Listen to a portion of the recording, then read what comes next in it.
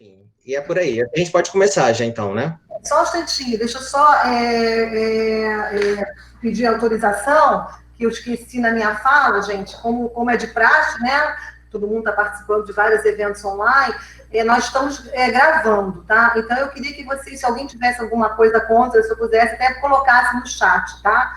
Então, só para avisar que nós vamos gravar essa live, até porque muita gente não vai poder assistir e pediu para depois mandar o link. Então, acho que se alguém se opor, até a gente faz assim, né? Pedir até para se retirar, que realmente nós vamos gravar, né? A outra coisa que eu vou pedir é realmente para vocês não esquecerem de ligar o som, né? E o vídeo também, porque sempre diminui um pouco, né? A interferência e a velocidade. E tudo que vocês quiserem perguntar, vocês coloquem no chat, porque eu vou estar acompanhando, né? Então, assim, o que é legal, a gente tentar fazer uma discussão mesmo sobre o tema. Como eu falei, o tema remete a muitas reflexões, né? Ninguém é dono da verdade em relação a isso, né? Essa questão da ciência aberta é muito interessante. Eu senti na pele agora, para complementar o Fábio, eu submeti um artigo para uma revista de peso, né, junto com o professor Daniel Tinoco, que ele está até aqui nos assistindo, ele é professor substituto da Escola de Química e pesquisador da COP, e na revista mandou uma mensagem, primeira vez que aconteceu isso comigo, né, e com ele também, dizendo que o nosso artigo era muito interessante, que ainda nem tinha mandado enviar, depois de uma semana que a gente mandou, não tinha enviado um artigo sobre informações científicas sobre Covid, em termos de medicamentos, em termos de vacina, e nós fizemos uma classificação, o que está se pesquisando em relação a vários tipos de vacina, vários tipos de remédios para cura, nós fizemos uma seleção, né, umas taxonomias. E aí, eles falaram o seguinte, olha, o artigo é muito interessante, então existe um repositório aqui, que está vinculado diretamente à OMS, a Organização Mundial da Saúde, e nós já queríamos enviar o artigo para lá, porque eles estão trabalhando com essa questão da ciência aberta, e vocês têm a garantia, nós podemos garantir, uma vez vocês autorizando, que nós não vamos publicar esse artigo, porque nós inserimos aqui um DOI.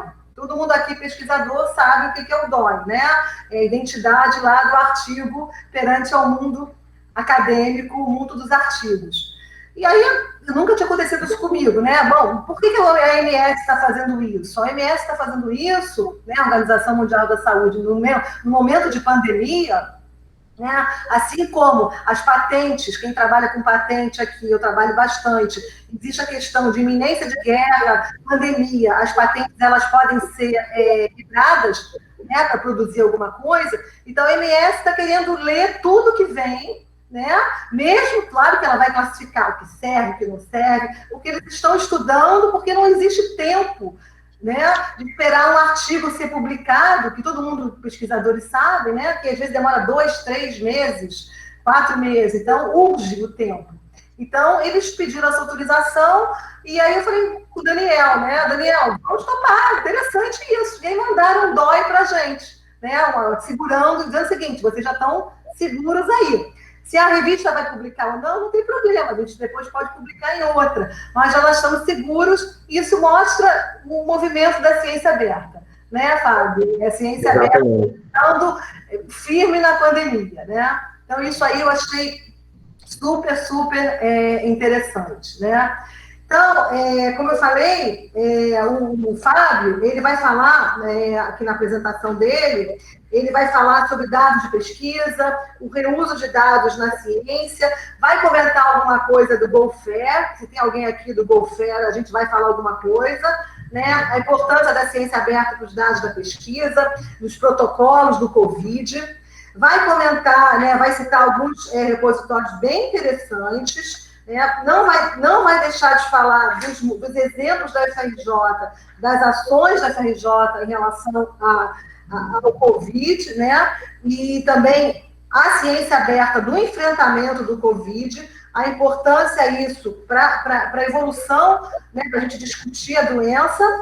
E, finalmente, ele vai falar também das iniciativas e vamos deixar algumas reflexões para a gente conversar aqui no final com todo mundo, tá? Então, é isso, gente. Fábio, agora a bola é com você. Tá bom, vou começar aqui a apresentação. Eu vou sumir um pouquinho aqui e vou desligar meu microfone, tá? Tá bom, Suzana, tá bom.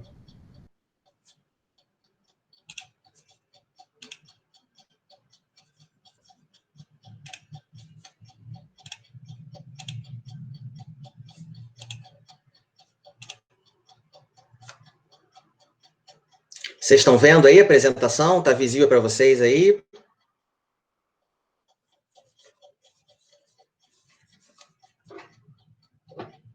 Está visível aí para todo mundo a apresentação? Tá ok? Tudo certinho?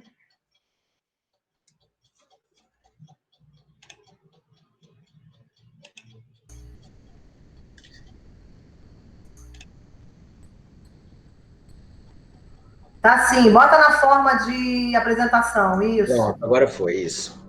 Então, pessoal, a minha live, né, ela é a prospecção da informação aliada aos dados de pesquisa e a ciência aberta em tempos de pandemia, né? Como eu disse antes, eu sou o Fábio, né, sou bibliotecário da Biblioteca Paulo Gaier, da Escola de Química, né? Eu chefio desde 2013 essa biblioteca, e eu fiz um apanhado, né, das principais, um mapeamento histórico, né, um recorte histórico da biblioteca e da Escola de Química, né? O surgimento foi em 33, né? Então, 87 anos, né? Não era a Escola de Química, era a Escola Nacional de Química, e essa escola tem um pioneirismo, né, na formação dos engenheiros químicos no país, né? Porque ela foi a pioneira na formação, ela teve a primeira turma de engenheiros químicos no país. E nos anos 60, né, com a mudança de Universidade do Brasil para a UFRJ, a Escola Nacional de Química passa a se chamar Escola de Química e ela vai ser migrada para integrar o Centro de Tecnologia, né, que hoje em dia ele está na Ilha do Fundão, cidade universitária, né, que é em 72 que isso acontece, e a biblioteca ela foi transferida, né, então há exatos 48 anos, a biblioteca da Escola de Química ela está na cidade universitária, né. E o que a gente tem no nosso acervo, né? Ele é composto pelo acervo geral, né? O que a gente chama de acervo geral? A gente chama dos livros. E também é composto por obras de referência, né? Como os textbooks, os handbooks, os mapas, os manuais. E a gente também tem toda a coleção, né? Todo o acervo de tese e dissertações do nosso programa de mestrado da Escola de Química. Então, vamos começar então, pessoal. Eu primeiro fiz uma vertente, né? Eu falei sobre a prospecção da informação, né? Versus o mapeamento informacional. E o que a gente pode entender, né? Como prospecção da informação? A gente pode entender como pontapé inicial para que a gente possa identificar, né? Uma identificação inicial de dados, né? A informação e tudo aquilo que seja relevante para a organização de uma informação, né? Então, por exemplo, deixa eu dar como exemplo para vocês a própria biblioteca da Escola de Química, né? A gente, vamos lá, vamos supor que a gente receba uma quantidade de livros lá, então, assim, o que seria esse mapeamento inicial de dados, de informação, né? Então, seriam, vamos lá, que sejam e-books, né? Já que a gente está falando de dados, vamos falar de livro eletrônico, né? Então, seria feito, a princípio, um levantamento se esses livros eletrônicos seriam pertinentes ou não ao acervo da Escola de Química, né? Se eles atenderiam a esse corpo docente, né? Docente de alunos da Escola de Química, né? Tanto discente quanto docente. O que seria um mapeamento informacional, né? Eu posso usar como exemplo de mapeamento informacional um repositório institucional, né, que é uma coisa que eu vou falar mais à frente, eu vou dar exemplos, vou dar o significado, né, a definição de um repositório institucional. Então, como é que a gente pode falar desse mapeamento informacional, né? E, mais uma vez, em relação à Escola de Química, né, a gente tem uma ideia de, em breve, montar um repositório institucional da Escola de Química, né? A gente já tem o Panteon, que é um repositório institucional de toda a UFRJ, mas em breve a gente tem essa ideia de fazer um repositório da Escola de Química. Então, o que a gente vai fazer nesse repositório? A gente só vai ter materiais informacionais, dados referentes a toda a trajetória da escola de Química e ao seu corpo funcional também. A gente não vai ter nada que não seja da escola de Química, né? Que seja para contar a história, né? Essa produção intelectual do corpo docente, dos alunos, né? Dos servidores da escola de Química. Então, por que esse mapeamento informacional ele se torna, né? Importante, muito pertinente? Porque nesse repositório não vai entrar nada que não seja da escola de Química. Por exemplo, há uma informação muito interessante relativa à química, mas que seja do Centro de Ciências da Saúde da FRJ. Não, a gente fez um mapeamento e essa é uma informação que não é pertinente, já que é um repositório voltado para a memória institucional única, exclusivamente da escola de Química, né? Por exemplo, vou dar mais um exemplo para vocês, em relação ao enfrentamento à pandemia da Covid-19. A gente sabe, né, que vários núcleos da UFRJ estão empenhados ao enfrentamento da Covid-19. Só que tem um porém. Nesse repositório, a gente vai ter toda essa historicidade do enfrentamento da Escola de Química perante, né, as ações da Escola de Química visando ao enfrentamento da Covid. A gente não vai ter nada que seja de um outro centro da Escola de Química relativo ao enfrentamento da Covid. Então, eu quis começar com esses dois, né, seriam 2 pontos de partida, né, a gente fala da prospecção da informação e do mapeamento informacional, que funcionam como 2 marcos iniciais da informação. Então, aqui, eu abro um pouco, né, eu venho falando dos dados da pesquisa científica e dos dados abertos da pesquisa científica, né? Então, o que são os dados da pesquisa? Eles são os componentes centrais do processo da pesquisa científica. E esses dados, eles vêm nas mais variadas formas. Eles podem ser protocolos, cadernos de laboratório, teses de doutorado, dissertações de mestrado, patentes e os mais variados trabalhos científicos, né? Podem ser capítulos de livros, ou um livro inteiro, enfim, eles funcionam das mais variadas formas. Ele pode ser no formato audiovisual também, como eu falei no slide anterior, em relação ao mapeamento do enfrentamento da Covid, né, o enfrentamento em relação à escola de Química, né? Por que não a gente gravar todas as lives feitas por professores, por servidores da escola de Química, que tratem do enfrentamento à Covid-19.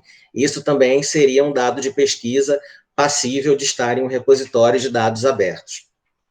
E os dados abertos, né, da pesquisa científica, né, eles estão localizados dentro do que a gente chama de ciência aberta, e a preocupação de tudo isso é tornar acessível ao pesquisador, né, da maneira mais abrangente, mais transparente, mais democrática, né, mais colaborativa e eficiente possível, para que esse pesquisador ele tenha acesso a essa informação de uma maneira prática, de uma maneira muito fácil, e que ele consiga fazer um reuso disso também da forma mais consciente possível, que é algo também que eu falarei mais à frente.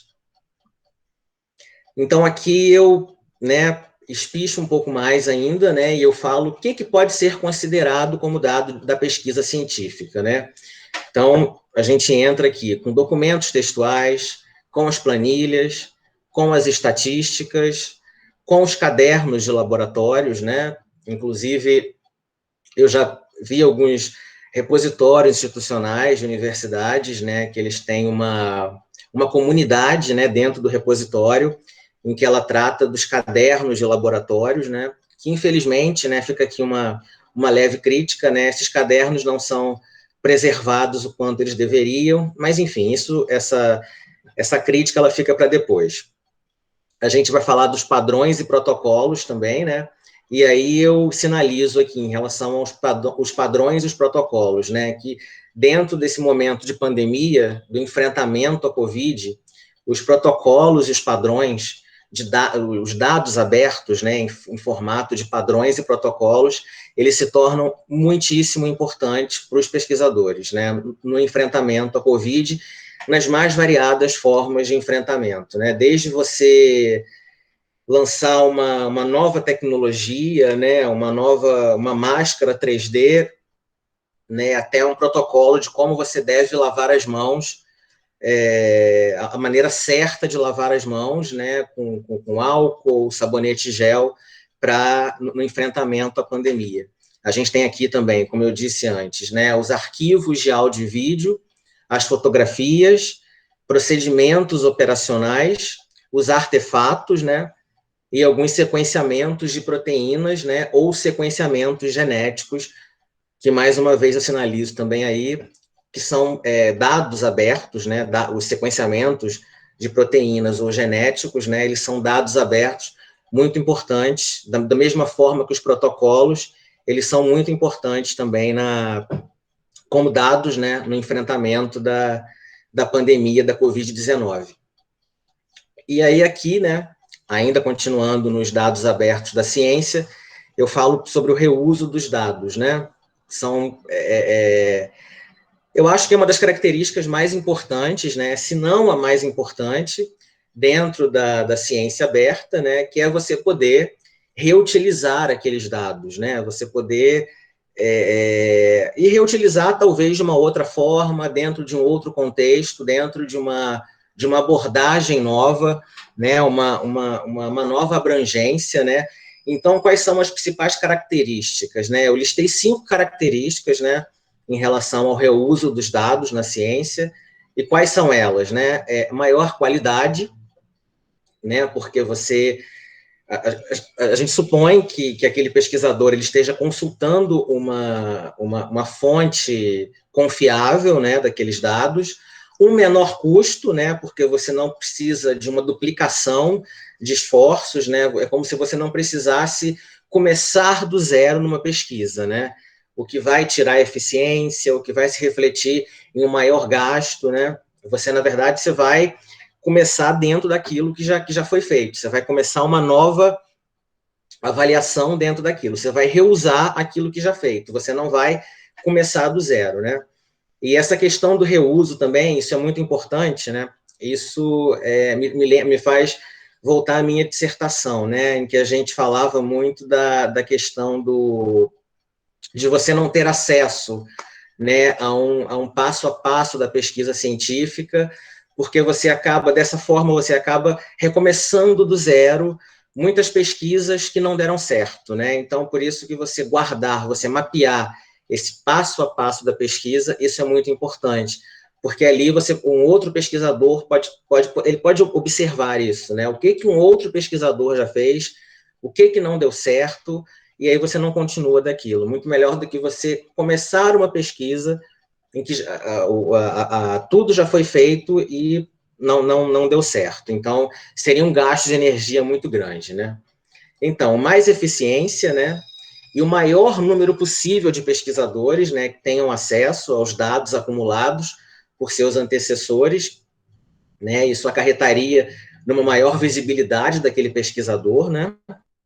Já que aqueles dados vão sendo reusados, replicados de uma forma consciente, claro, né? Digamos que uma ciência aberta consciente, e novas interpretações em diferentes contextos científicos, né? Como eu falei anteriormente. Você vai reusar aqueles dados, mas dentro de outros conceitos, claro, o mesmo escopo, né? o mesmo tipo de informação, mas em contextos e abordagens diferentes.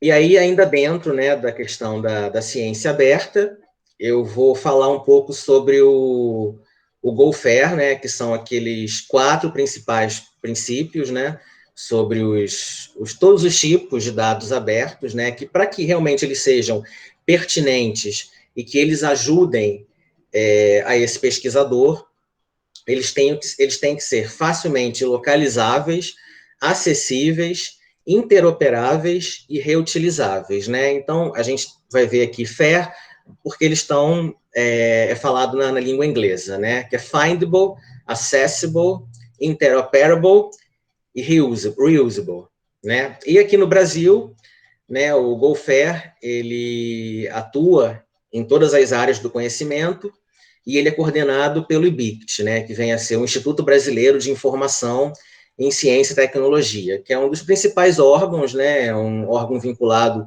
ao MCTI, em que eles têm os mais variados tipos de estudo relativos a dados abertos, ciências abertas, e repositórios institucionais também, de Open Access. E é importante a gente falar, né, já que a gente está em relação ao GoFair, o GoFair ele vem de 2014, né, e aqui na Fiocruz também a gente enxerga algumas iniciativas, né, inclusive no ano passado a gente fala do GoFair Saúde, né, que é uma iniciativa do ICICT, que é um Instituto de Comunicação, Informação Científica Tecnológica da Fiocruz, e aqui o GoFair está atuando junto com esse instituto, né, como eu disse, o chamado GoFair Saúde, em que eles mapeiam, né, todos esses, dentro desses 4 contextos, né, dos dados abertos, serem localizáveis, acessíveis, interoperáveis e reutilizáveis, só que dentro da área da saúde, né, o que torna muito importante, né, o GoFair, mais uma vez, dentro desse contexto que a gente está passando agora de pandemia, né, e o que vocês pesquisarem, vocês vão ver que os princípios FAIR,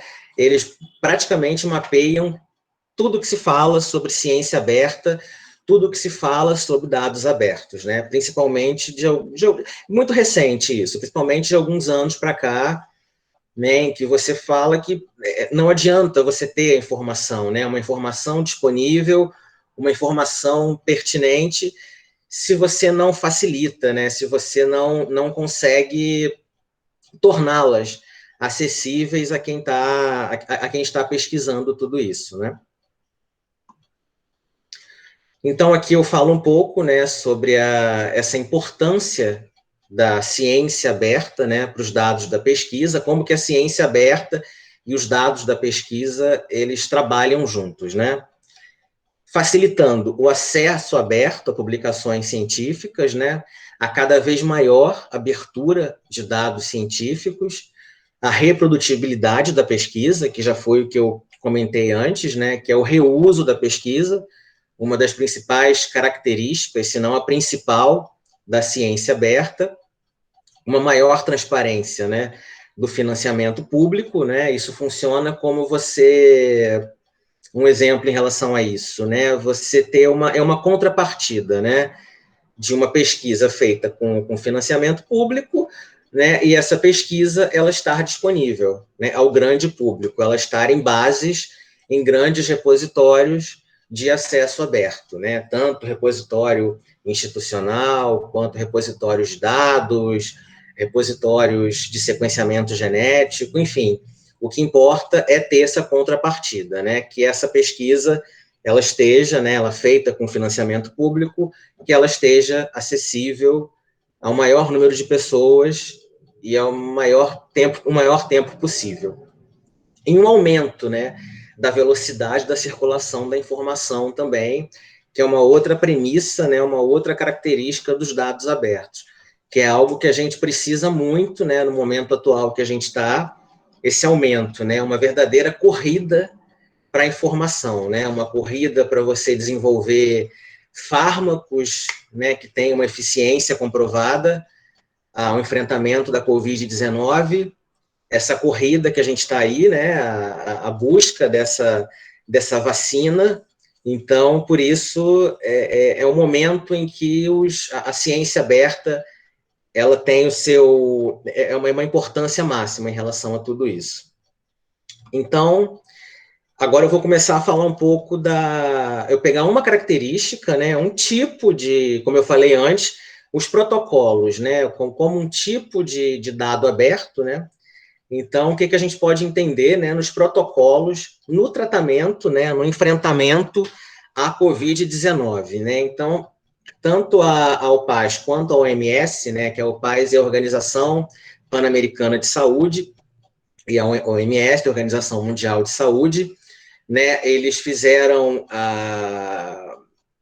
eles têm, né, todos esses protocolos disponíveis na página das instituições, né, inclusive no seu próprio repositório também, que eu vou mostrar isso depois, que é o repositório da OPAS, né, e aí eles fazem vários tipos de protocolos, né, do mais básico, né, que é como higienizar as mãos com álcool em gel, como higienizar as mãos com água e sabonete, né, as orientações no que diz respeito ao uso das máscaras, né, e dúvidas pontuais que todos nós temos, né, quanto tempo esse vírus sobrevive na superfície, né, eles têm os mais variados tipos de cartilhas, de manuais, de protocolos, todos em relação ao enfrentamento da Covid-19, né? Como abrir um pacote com segurança, né? As orientações, né, sobre o uso da cloroquina, hidroxicloroquina, né? A OMS não tem nenhum tipo, são remédios que não tem nenhum tipo de comprovação científica, né? O mesmo eles falam em relação ao uso da ivermectina, orientações sobre o uso da luva, né, para impedir uma transmissão da Covid-19, a importância fundamental do isolamento social para impedir a transmissão do vírus, né, e uma coisa que eu achei muito interessante nesses protocolos, né, são as orientações, né, da OMS para que a gente, no combate, né, no combate à infodemia, né, que é um excesso de informação, que é tudo que vem acontecendo, né, agora, desde que a gente vem enfrentando, né, essa pandemia. Então, esse excesso da informação, ele tem os dois lados da moeda, né? Então, isso aí eu vou falar um pouco mais sobre isso depois, né? Esse combate à desinformação, né, que também eu achei muito interessante, muito pertinente na OMS, né? E as fake news também. Eles fazem várias orientações em relação a isso, né? E uma coisa que eu achei muito interessante, né, que nessa mesma parte dos protocolos, né, eles colocam situações, né, eles fazem questão de colocar dúvidas, né, das pessoas em relação aos mais variados tipos de chás, né, algum tipo de mel utilizado na cura da Covid, mel com limão ajudando na cura, alguma vitamina, alguma coisa assim, eu não lembro direito, mas enfim, quem tiver interesse em procurar, né, a página da OMS, da OPAS, eles têm vários protocolos e eles dão também um destaque, né, eu acho que foi muito certo, né, da parte deles também dar esse destaque às fake news também, né, porque eles mostrando o que está comprovado, né, cientificamente, que não tem nenhum tipo de funcionamento no enfrentamento à Covid-19. E aí, aqui eu boto para vocês, né, o repositório institucional aqui, né, da OPAS, né, que ele é chamado IRIS, e Institutional Repository for Information Sharing, em que eles chamam, né, de um compartilhamento de informações, né, eles chamam isso de troca de informações e protocolos, esse repositório, né, e agora, principalmente, no enfrentamento à pandemia. É um repositório de dados abertos também, muito fácil de usar. Eu vi alguns arquivos de áudio e vídeo aí também. Eles têm manuais, eles têm cartilhas, eles têm relatórios, eles têm uma série de protocolos. Então, eu achei bem pertinente colocar essa carinha aí para vocês do repositório dessa Organização Pan-Americana de Saúde.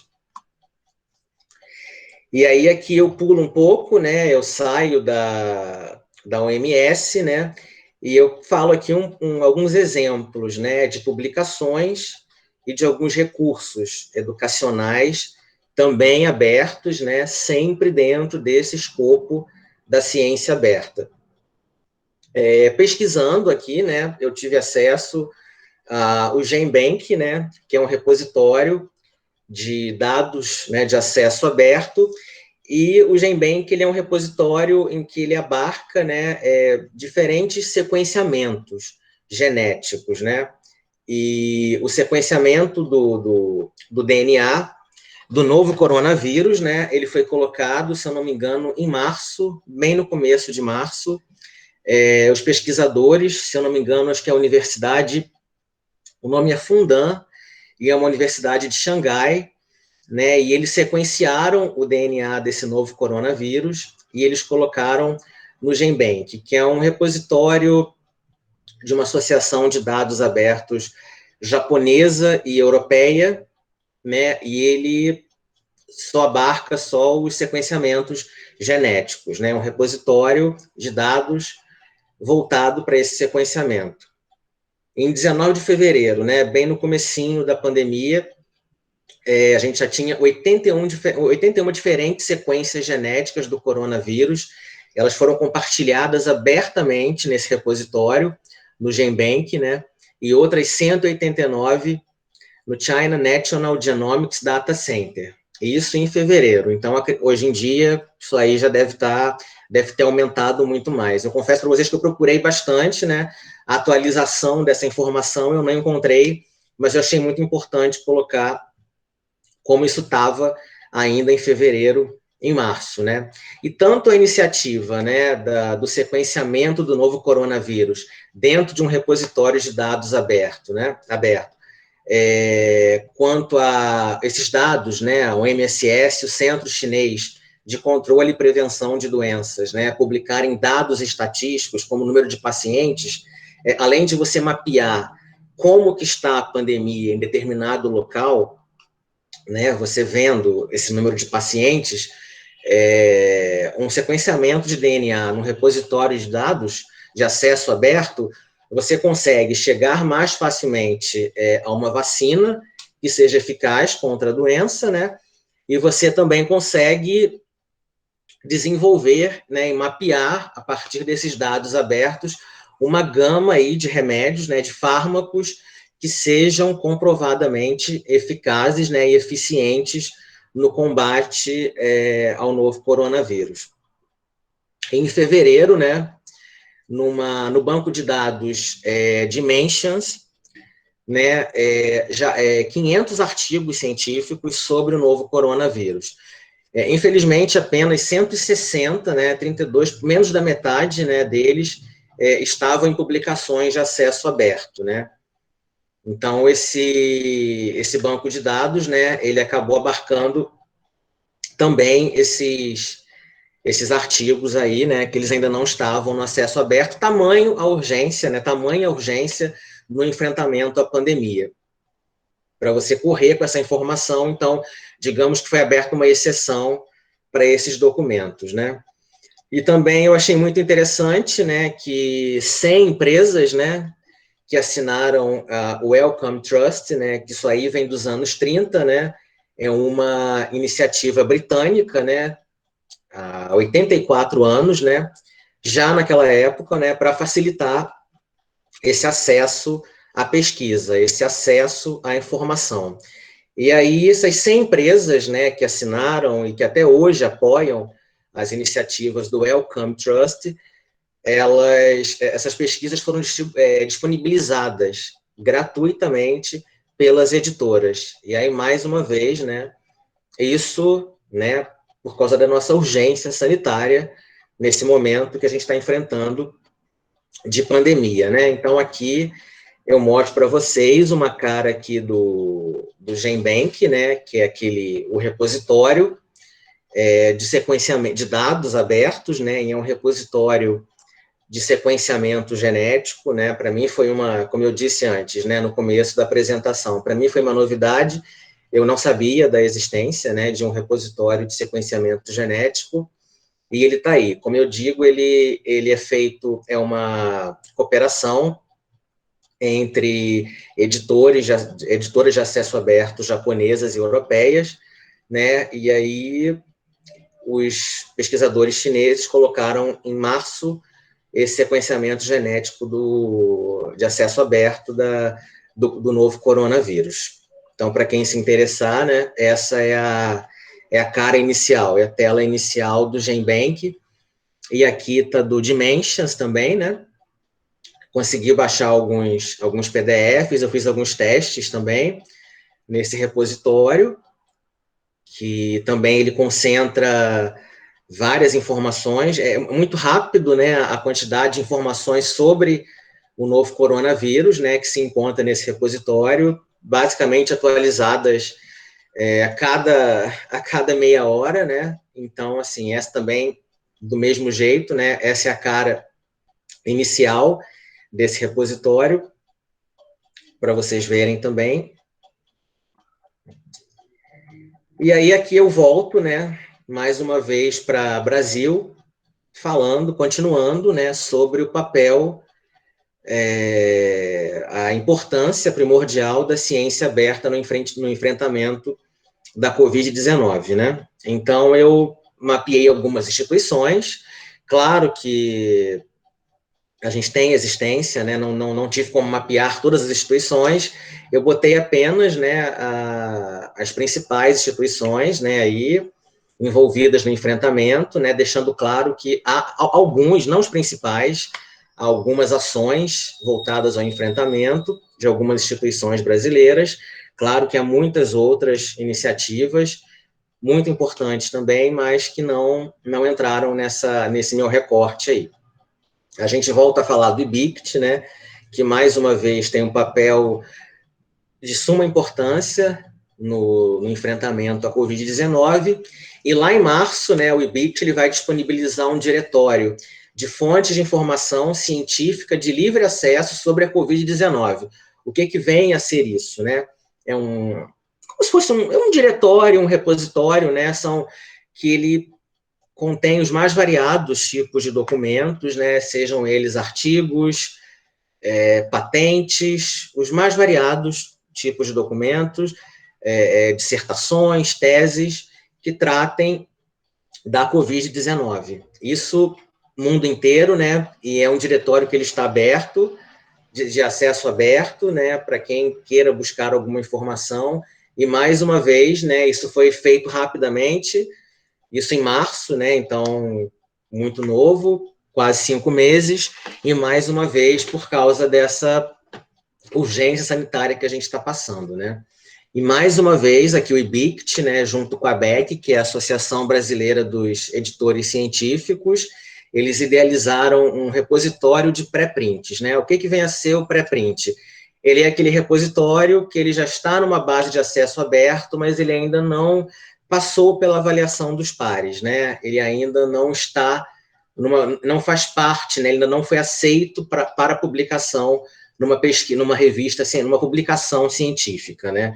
Mas, mais uma vez, em virtude da urgência, né, de comunicação e de dados, né, no enfrentamento à Covid-19, esse repositório de pré-prints, ele está aí. Mais para frente, eu vou falar mais uma vez sobre os pré-prints também, né, a gente vai falar sobre isso. E o Emerico, o que significa essa sigla, né, do Emerging Research Information, né, o que eles chamam de uma informação emergente, né, em relação a essa pressa, né, de pesquisa em relação ao novo coronavírus. Então, é um repositório que ele vai conter essas informações emergentes, né, ele não vai se ater a ter apenas informações, né, artigos que foram submetidos à avaliação dos pares e que façam parte que já tenham sido submetidos às publicações científicas, né, ao FRJ, né, que depois eu vou falar do FRJ, vou dar um destaque a ela mais à frente, e eu até coloco a página aqui, né, que é o coronavírus.frj.br, e a gente encontra todo um plano de contingência, né, vários tipos de protocolos, manuais, né, e cartilhas com as mais diversas informações no enfrentamento da pandemia da Covid-19, né? Eu entrei nesses documentos, são documentos muito completos, então vale a pena que quem se interessar, né, claro, que dê uma olhada. A Fiocruz, no dia 18 de junho, né, ela trabalhou com um webinar chamado sobre o papel da ciência aberta e o governo aberto face à pandemia do novo coronavírus Covid-19. E esse webinar está aberto, ele está disponível ainda, né? Ele foi gravado, vocês conseguem perfeitamente acessar. Em relação às universidades, né? Tanto a Universidade Federal de Natal, né? O repositório institucional, ele passou a ter uma comunidade, né? Uma comunidade específica dentro desse repositório, né? Visando preservar e documentar todos os documentos, né? Os mais variados documentos dentro daquele escopo da ciência aberta que eu falei antes, só que eles têm que ter a ver com a Covid-19. Então, a gente vê como é que está tudo interligado, né? Então, a gente pega esse exemplo, né, da UFRN e a gente volta àquele mapeamento informacional que eu falei no primeiro slide, né, que eu comentei. Né, porque o foco desse repositório da UFRN é preservar e disponibilizar informações científicas referentes à Covid-19. Então, é importante esse mapeamento porque qualquer informação que não for referente à pandemia da Covid-19, ela não vai entrar nesse repositório. Ah, mas se a gente pegar algum documento, algum artigo que fale sobre o enfrentamento da H1N1, também não é importante, não é um vírus? Ok, mas ele não é a Covid-19. Então, a gente tem que mapear, só vão entrar documentos que falem, que tenham a ver com o escopo de assunto Covid-19. A UFRA, que é a Universidade Federal Rural da Amazônia, eles fizeram uma live em 24 de junho, bem interessante, por sinal, né, em que ela fala sobre o papel, né, o protagonismo, né, dos repositórios institucionais universitários, né, dessa ferramenta de acesso aberto em tempos de Covid-19. A UNB, né, na Universidade de Brasília, eles criaram, né, um repositório digital, né, da Covid-19, o UNB em Ação. Né, eles criaram um novo repositório, né, não foi nem uma comunidade dentro de um repositório institucional da universidade. Eles criaram um repositório só para mapear, né, documentos, os mais variados documentos em relação à Covid-19. E é muito importante, né, que esses documentos, esses repositórios, né, tanto da UFRN, quanto da UFRA, quanto da UNB, ambos estão sendo feitos, né, um mapeamento desses repositórios, né, tanto, na verdade, a criação desses repositórios, anos atrás, e agora o mapeamento de informações, ele vem sendo feito, né, numa comunhão entre os docentes da universidade e os bibliotecários, né, de ambas essas universidades, né? Então, é um trabalho em conjunto, eu achei bem interessante, né, a forma que eles estão trabalhando a pandemia, né, a informação aberta dentro dos repositórios, né, as interseções, né, do repositório e a Covid-19. E aqui, né, como não tinha como deixar de falar, né, da nossa lei de acesso à informação, que ela vem lá de 2011, né, quase 10 anos, e é uma transparência pública, né, que a gente tem de ver todas as informações em esfera federal, né, todos esses dados abertos, né, relativo às principais ações do governo federal, né, e agora, mais precisamente, em abril, né, a gente teve até um grande problema, né, em relação a uma limitação, né, foi feita alguma lei, alguma coisa para a gente, uma restrição, né, a esse lei de acesso à informação, o que não foi à frente, e é inacreditável isso, né, porque como que a gente vai restringir, né, como é que a gente não vai ter acesso na íntegra à lei de acesso à informação governamental, principalmente, né, isso nunca teria que ter acontecido, principalmente em épocas de pandemia, como a gente está agora, uma crise sanitária, uma emergência sanitária, em que a gente tem que ter acesso a esse tipo de informação a todo momento, a toda hora, né, a gente tem que ver como é que a pandemia está se comportando no nosso país. Né? Então, eu termino falando aqui dessa lei de acesso à informação. Como eu disse antes, né, eu elenquei várias instituições, mas o meu foco vai ser dado ao UFRJ, né? E aí, como eu estou falando antes aqui, né, de alguns repositórios, eu já estou falando há algum tempo, né, dos repositórios institucionais no enfrentamento, né, nada mais, como é que eu posso dizer, nada mais claro, né, do que eu trace aqui algumas considerações / definições sobre repositórios institucionais, né? Eles podem ser definidos, né? Essa é uma definição que ela vem lá de 2009, né? Uma das primeiras definições feitas pelo professor Luiz Fernando Saião e o Carlos Henrique Marcondes, né, que tratam muito da questão dos repositórios dentro da ciência da informação, né? O professor Saião, inclusive, ele foi da minha banca de mestrado, né? E eles podem ser definidos como uma biblioteca digital destinada a guardar, preservar, garantir livre acesso via internet à produção científica no âmbito de uma determinada instituição. Então, o que a gente vê hoje em dia, né, 2020? A gente vê as mais variadas instituições de pesquisa, né, e universidades com seus respectivos, né, empresas também, com seus respectivos repositórios institucionais, né, esse mapeamento informacional desses locais, né, a gente vê na Fiocruz o Arca, né, que é o repositório deles, a gente vê o repositório da Casa de Rui Barbosa, Fundação Casa de Rui Barbosa, que é o Rubi, que é muito interessante, tem o da UFRJ, que é o que eu vou me ater mais à frente, que é o Panteon, que inclusive eu falei sobre o Panteon na minha dissertação também, né?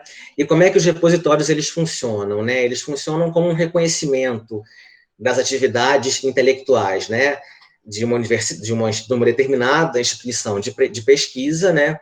E ele faz com que essas atividades elas estejam representadas cada vez mais, né? Um crescimento dessas atividades, né? Documentadas e compartilhadas, né? Quando eu falo compartilhadas, eu sempre uso, né, esse reuso, né, esse compartilhamento consciente da ciência aberta, né?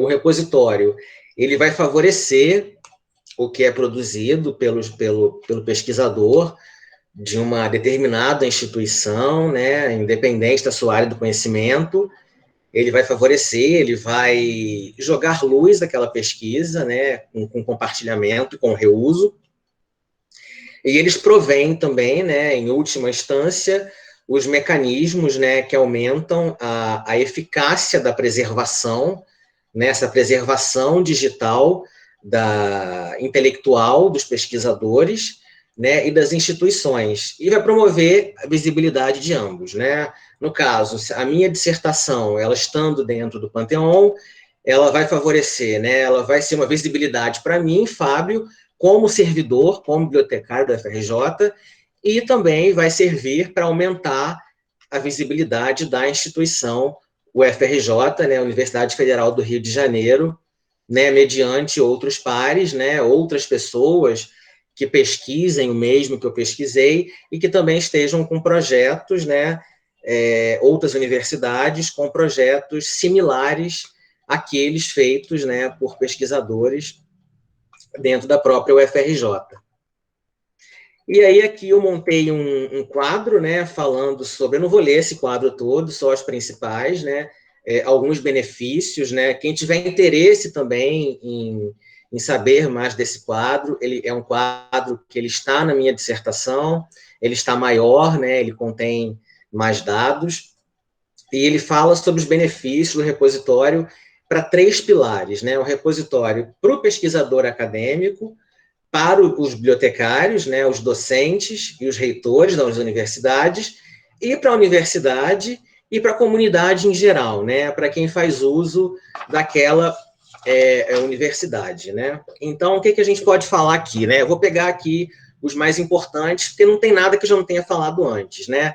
Qual seria um benefício aqui para o pesquisador acadêmico, né? Ele aumenta a visibilidade, né, dos resultados da pesquisa, e para o bibliotecário, ele vai possibilitar, né, além de novas formas de trabalho, né, novas frentes de trabalho, né, principalmente em relação àquele bibliotecário que trabalha com bibliotecário de dados de pesquisa, né, o bibliotecário que ele vai trabalhar com curadoria, né, e o mapeamento da informação digital, né, para a universidade e para a comunidade em geral, né, ele vai aumentar a visibilidade, a reputação e o prestígio da instituição, né? E a gente pode falar também uma coisa que eu achei muito interessante em relação ao pesquisador acadêmico, né? A partir do momento que esse documento passa a integrar um repositório, né, ele vai facilitar o acesso aos materiais que antes eles estavam disponíveis apenas na versão física, né? E para a universidade, para a comunidade em geral, ele pode contribuir, né, na colaboração, na investigação da informação e facilitando a livre troca de informações acadêmicas, né, a troca de informação entre os pares, né. Muitas vezes você vai ver dois pesquisadores trabalhando com o mesmo assunto, né, o mesmo escopo informacional, e muitas vezes eles não sabem, até porque eles não conversam, eles não trocam entre si. E aí, com a informação de ambos, né, no meio digital, né, com esse acesso aberto, democratizado, né, o compartilhamento de informações, ambos vão ter a noção de que eles trabalham em fontes parecidas de pesquisa, né, trabalham com assuntos muito parecidos, né. Então, eu acho esse quadro bem interessante, né? Ele vai esmiuçar bem os benefícios, né, dos repositórios institucionais. Então, aqui, mais uma vez, né, eu mostro aqui para vocês, essa é a cara do Pantheon, que é o repositório do UFRJ, né? O Pantheon, ele vai existir desde 2015, né? Sendo que em 2012 a gente já via, né, a gente já podia observar, né, as iniciativas, né, de construção do Pantheon, né, só que em 2012 ele começou realmente a vir à tona, né, ele entrou em funcionamento efetivamente, né, e o Pantheon, né, qual a sua missão, né, mapear, né, disseminar e guardar, né, a memória científica e institucional de toda a UFRJ, né? Então, o que a gente vai encontrar no Pantheon? A gente vai encontrar artigos científicos, capítulos de livros, trabalhos, tanto apresentados por professores da UFRJ, alunos da UFRJ, né? Enfim, funcionários da UFRJ, alunos de mestrado, alunos de doutorado. Então, assim, a gente vai conseguir mapear toda essa produção acadêmica dentro de toda a Universidade Federal do Rio de Janeiro, né? Tudo que for feito, né, dentro da Universidade Federal do Rio de Janeiro estará mapeado, né, estará documentado, arquivado, disponível, né, para todos, né, dependente do lugar que você esteja, dentro do Pantheon, né? Isso aí é muito, muito importante. Então, por exemplo, né, vamos dar amanhã ou depois eu faço o meu... Isso gerou uma dúvida, né? Eu faço meu doutorado na UF, né? Vamos lá. Então, assim, ok, você é servidor do UFRJ, mas o seu doutorado não foi feito na UFRJ. Não, isso não tem problema. Eu, como servidor, né, é um mapeamento, né? É uma informação, né? É um produto gerado por esse servidor que está dentro da UFRJ, né? Então, é um produto UFRJ. Então, independente de eu estar fazendo, né, um doutorado na UFRJ, ou na UF, na UERJ, na Unirio, na PUC, esse documento vai estar dentro do Pantheon. Mas, se você não está dentro da comunidade UFRJ, você tem um mestrado, doutorado, né? Você é um aluno da UFRJ, né? Você fez o seu mestrado na UFRJ. O seu documento vai estar dentro do Pantheon. Você vai arquivar essa sua dissertação dentro do Pantheon. Mas você saiu da UFRJ, o seu doutorado você vai fazer na Federal Rural do Rio de Janeiro. Então, esse documento não vai mais fazer parte da Universidade Federal do Rio de Janeiro, porque você não é mais aluno da UFRJ. Então, essa é a cara aí do Pantheon. Quem tiver interesse também em mexer, em ver os documentos que a gente tem dentro do Pantheon, né, os assuntos que mais lhe interessem, né, dentro dessa base de acesso aberto da UFRJ, né, esse repositório universitário. E aí, continuando, né, pegando esse gancho nos repositórios, né, que são como uma ferramenta de acesso aberto, eu mapeei aqui, né, algumas iniciativas. Eu estou indo da mais antiga até a mais nova, né, as mais novas, digamos, né, porque as 4 últimas são bem recentes, né? As iniciativas de acesso aberto. Então, a gente vai ver a Via Verde, né? Que ela fala sobre essa questão da democratização da informação, né? A Via Verde, ela é dos anos 2000, se eu não me engano, por volta de 2005, 2006, alguma coisa assim, tanto a Via Verde quanto a Via Dourada, né? Enquanto a Via Verde, ela fala sobre a informação aberta dentro de repositórios institucionais, né? Ela já pregava essa informação, né, dentro de plataformas de acesso aberto, né, a democratização dessas informações, mas o foco da Via Verde ela é dentro dos repositórios institucionais de acesso aberto.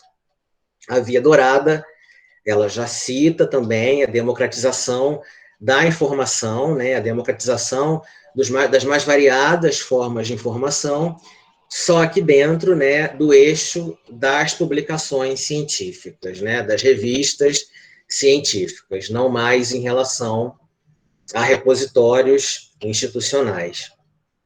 E aí aqui a gente vai ver também uma iniciativa muito importante, que digamos que foi o pontapé inicial, né, a gente costuma chamar disso, de acesso aberto, que foi a Budapest Open Access Initiative, né, que ela ocorreu entre 2001 e 2002, né? Então, ela se baseia na Declaração de Budapeste, e a gente já via ali o embrião, né, do acesso aberto, da ciência aberta, né? A gente já entendia nesse documento as principais iniciativas, né, de acesso aberto à informação científica, né? Principalmente em relação a democratização urgente dessa informação.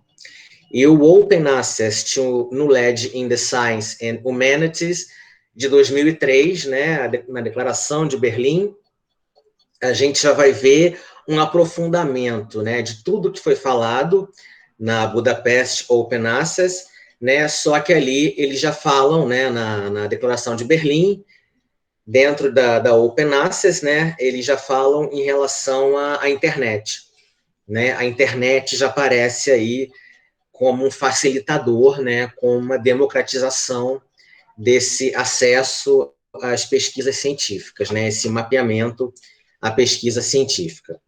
E aqui, né, por último, eu mapeei 4 iniciativas aqui, né, em que ambas falam sobre, são as iniciativas mais novas, né, de acesso aberto, agora de 2020 aqui, né, então a gente pode falar, ambas têm as mesmas premissas, né, tanto a Coalition S quanto o Open Access 2020 Initiative, o Amelica, né, e o African Open Science Platform, sendo que o Coalition S, ele fala sobre os vieses, né, de ciência aberta, a democratização da ciência, né, no momento atual, só que um contexto europeu, né, tanto que ela foi desenvolvida, se eu não me engano, por um escritório chamado European Science.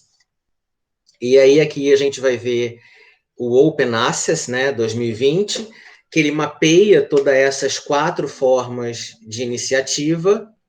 O Amelica, né, ele trata do acesso aberto dentro aqui da América do Sul, né, da América Latina, e o African Open Science Platform, ele fala disso dentro do continente africano, né. Eu achei bem interessante, porque você geralmente não acha, né, muito a iniciativa do acesso aberto, isso dentro do continente africano. Então, ambas, né, são 4 iniciativas de acesso aberto muito novas, muito recentes, né, em que eles falam da democratização, e ambas frisam a urgência do reuso e do compartilhamento da informação, né, e são de 2020, máximo final de 2009, 2020, que a gente vê essas 4. E aí a gente vai pular um pouco aqui, né, porque a gente vai falar um pouco dessas iniciativas, tecnologias observadas no enfrentamento da Covid-19. né? E aí aqui eu coloquei a tecnologia, né? Eu coloquei o produto final, mas muito interessante que a gente pense, que a gente reflita, né? Que antes desse produto final ele estar pronto, né? E mesmo o passo a passo, né? Mesmo dentro da produção, né? Desse produto final, é claro que para chegar nesses variados estágios foram pesquisados, né? Para que se desenvolva tudo isso, né? Vacinas, respiradores. Claro que tudo isso foi pesquisado em plataformas, né? Todas essas iniciativas aí, elas foram mapeadas em plataformas de acesso aberto, né? De dados abertos, né? Ferramentas e bases de acesso aberto. Então, vamos lá, né? O INPI, que é o Instituto Nacional da Propriedade Industrial, eles criaram em março, né, um observatório das tecnologias, né, mais abrangentes relacionadas à Covid-19. E aí são as mais variadas tecnologias, né? A gente pode falar aqui de patentes, de artigos científicos, né? A gente pode falar dos mais variados tipos, né? Enfim. E aí eles chamam isso de um observatório de tecnologias, né, relacionadas à Covid-19. Né, eu entrei, é bem interessante, né, eles mapeiam, né, várias patentes, né, relacionadas ao enfrentamento da pandemia, e mais uma vez, né, é importante frisar que isso foi criado em tempo recorde, né, até para que a gente possa, dentro dessa emergência, né, que a gente está passando, de uma pandemia. O FRJ aqui também, né, muito interessante. Eu vou esmiuçar mais o FRJ aqui para frente, né, e é importante falar um pouco do papel de destaque, né, da agência de inovação da UFRJ, né, que ela serve para mapear, né, essas tecnologias, né, dentro da universidade que estão surgindo, né, todo esse apanhado tecnológico, né, trata da propriedade intelectual no âmbito acadêmico, né, e a agência, o FRJ de Inovação, eles estão mapeando, né, vários tipos, né, de tecnologias, de iniciativas e projetos, né, da UFRJ que eles tenham a ver com o enfrentamento da pandemia do novo coronavírus. E aqui eu tenho a Federal de Santa Catarina, em que eles estão desenvolvendo, né, um protótipo de ventilador pulmonar. A Federal de Minas Gerais, né, eles estão desenvolvendo a produção, né, eles iniciaram a produção de uma possível vacina, né, para o novo coronavírus, né, a partir do vírus da H1N1, né, o vírus da gripe. A USP, né, a gente vai ver aqui o desenvolvimento de respiradores artificiais, também estão empenhados no desenvolvimento da vacina, equipamentos, né, os mais diversos equipamentos de proteção, né, os simuladores, plataformas, né, e algoritmos que possam ser úteis, né, que possam servir no enfrentamento da pandemia da Covid-19. A UF, né, ela se voltou para a produção de equipamentos, né, de proteção individual, e muito interessante isso, né, porque são equipamentos inovadores e que eles estão sendo oferecidos aí a unidades de saúde, né, eles estão produzindo em série vários equipamentos, né, como o escudo facial, o face shield e tantos outros, né, as máscaras. Esqueci aqui da UFSM, né, Federal de Santa Maria, que eles estão fazendo a criação de maçanetas hands-free, né, e rodos com luz ultravioleta, né, para higienização de ambiente, né. Eu achei muito interessante isso. Aqui na UERJ, né, a gente vai poder ver o desenvolvimento do Corona Track, né, na qual eles estão esperando também para patentear e ver a visibilidade, né, disso aí, para poder oferecer. E o que é o Corona Track, né? Ele é um equipamento em que ele vai mapear a carga viral, né, do coronavírus em determinado ambiente, né? E eu já li alguma coisa, né, sobre ele ter sido usado em portas, né, próximo a hospitais, né, para mapear essa carga viral. E tanto a Universidade Federal, olha, confesso para vocês que eu esqueci esse símbolo aí, é a Federal do Piauí, e a outra eu vou procurar depois a minha cola aqui para ver, mas eu esqueci essa universidade aí. Eu prometo para vocês, essa UFDPAR, na verdade, só um segundo só.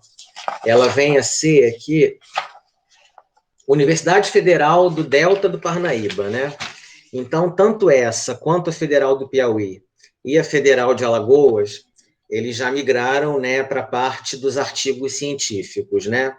Ambas trabalham com artigos científicos muito interessantes, né, em que eles estão fazendo a prospecção científica e tecnológica acerca de fármacos, né, dos fármacos mais pertinentes, né, e mais assertivos no enfrentamento à pandemia da Covid-19, né? E aí eles mapeiam, né, todas as estratégias de busca, né, os operadores que eles usam nas bases de dados para mapear esses principais fármacos que estão sendo desenvolvidos ou que já foram desenvolvidos, né, no que se refere ao enfrentamento da Covid-19. E são bases, né, eles esmiuçam bem isso, que são bases de patentes de artigos e de bases científicas, né, de patentes e de artigos, né? Aí você vai ver variadas. A Web of Science, que é uma base de artigos científicos, a Science Direct, a Darent, que já é uma base de patentes, né, o SPTO, que é de patentes, a SpaceNet também, que vem a ser uma base de patentes, né, a do NPI também, e outras de artigos científicos, né, como a Scopus. Então, ambas trabalham com esse tipo de informação. Ambos artigos ficaram muito interessantes. Quem tiver... Eu salvei ambos, né, comigo. Quem tiver interesse de ver esses artigos, pode mandar um e-mail que eu encaminho para vocês, sem o menor problema. Então, é importante isso, né? A gente vê que dentro dessas iniciativas, né, dentro dessas novas tecnologias, né, utilizadas no enfrentamento da Covid-19, a gente, em relação a tudo isso, a gente pode, né, mapear, né, uma fonte inicial, né, toda uma prospecção da informação antes de tudo isso, né, antes da tecnologia estar pronta, antes de um artigo estar pronto, né, e que isso tem a ver com a ciência aberta, né? É o começo de tudo. E aqui dentro da UFRJ, né, mais uma vez, né, falando sobre um artigo da professora Suzana também, né, falando sobre esse mapeamento, né, e investigando, né, a rapidez, né, ela trabalhou com esse mapeamento, a pesquisa e desenvolvimento, né, sobre o surgimento, né, o mapeamento das prováveis vacinas, né, e a rapidez no surgimento das vacinas voltadas, né, para o enfrentamento aí da Covid, a nossa imunização, né? Então, já ia esquecendo aí, perdão ao artigo da professora Suzana, né, que objetiva isso, né, mapeando essa urgência, né, essa rapidez, né, essa questão nunca vista, né, do surgimento, né, de variadas vacinas aí para a imunização da população.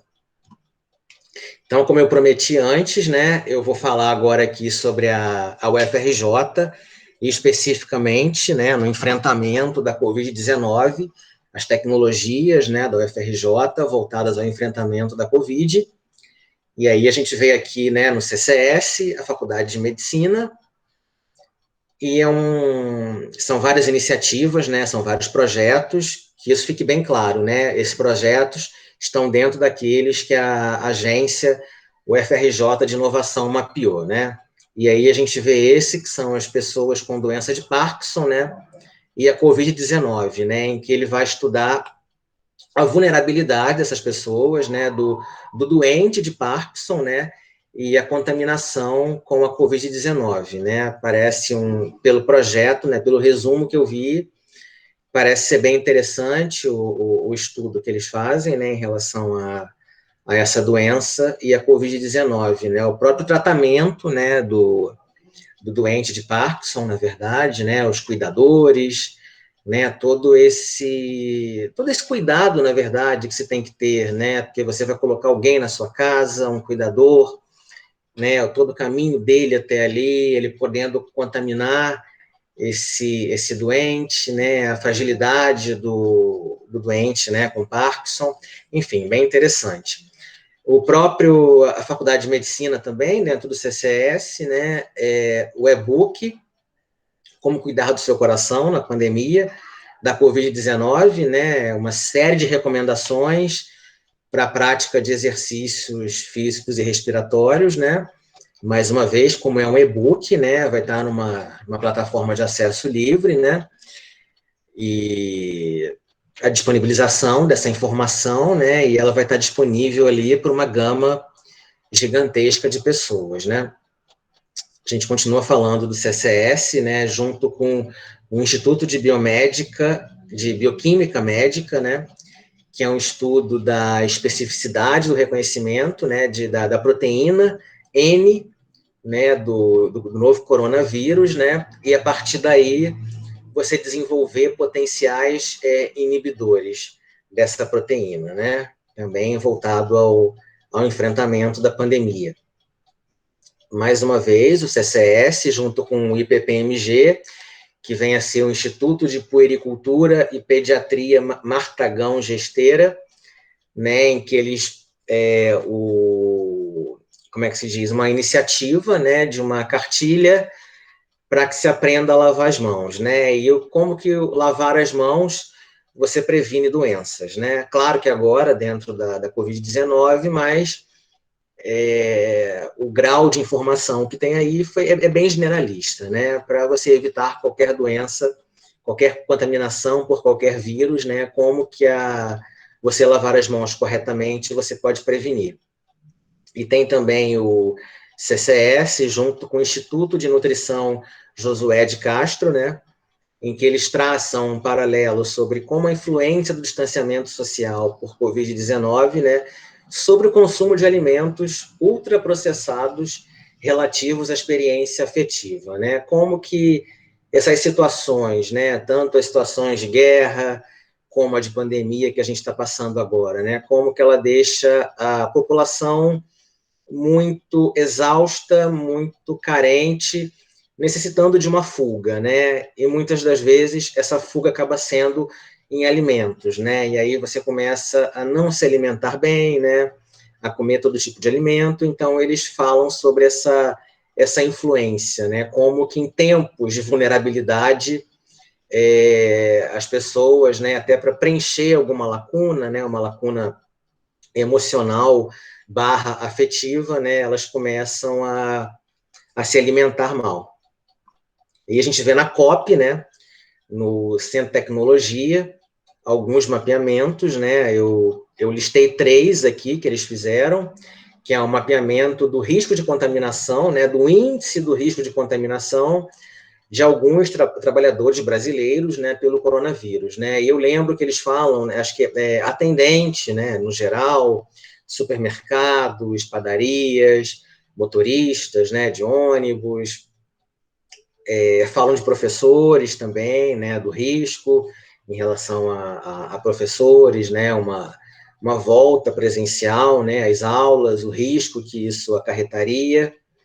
E eles fizeram uma ideia, né, de um ventilador de exceção para a Covid-19, né, para ser entregue nas unidades de saúde, né, e é importante a gente frisar que a preços, né, muito mais em conta, né, esse ventilador para o doente, num estágio avançado, né, da COVID.